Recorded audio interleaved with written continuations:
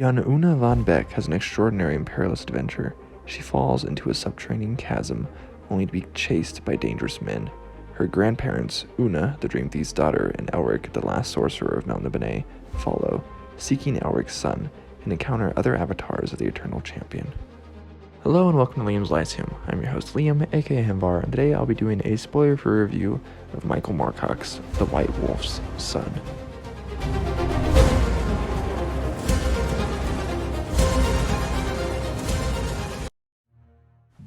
The White Wolf's Son is a 2005 novel by Michael Moorcock and book 3 in the Dreamquest Trilogy. It is, in some ways, essentially the last Elric novel, though, of course, it's also not, as this takes place sometime in Elric chronology, as he is on a 1,000-year dream quest. Now, this one actually is a contemporary story, meaning it takes place around the time it was released, about 2005 or so. Our main character is a 12-year-old girl. She is the granddaughter.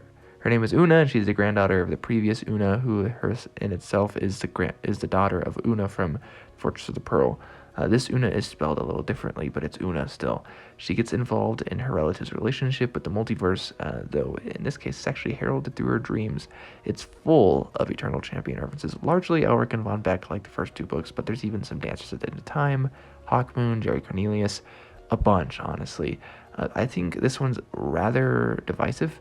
I've seen people who really like it. I've seen people who don't like it that much at all, or just call it terrible even. I thought this one was actually more entertaining than the second book in the series, but not as good as the first one. It's kind of fun. It's definitely very different to have a 12-year-old girl be the protagonist, especially since in a lot of ways, is still an adult novel. We have some cool things mentioned, though, besides those Eternal Champion stuff, like, William Morris, the author, is mentioned, which is cool. But, I don't have a lot to say about this one. It's pretty wild. If you read Michael Moorcock, you probably already know that, though. And it's kind of cool at the same time. It is a little long. These whole books are about, they're longer because that was the publishing standards for the time. So I wonder what they'd be like if he had written them earlier in his career, but in a lot of ways, actually better written. They're just longer as well. Here's Liam's Lyceum. I'll catch you next time.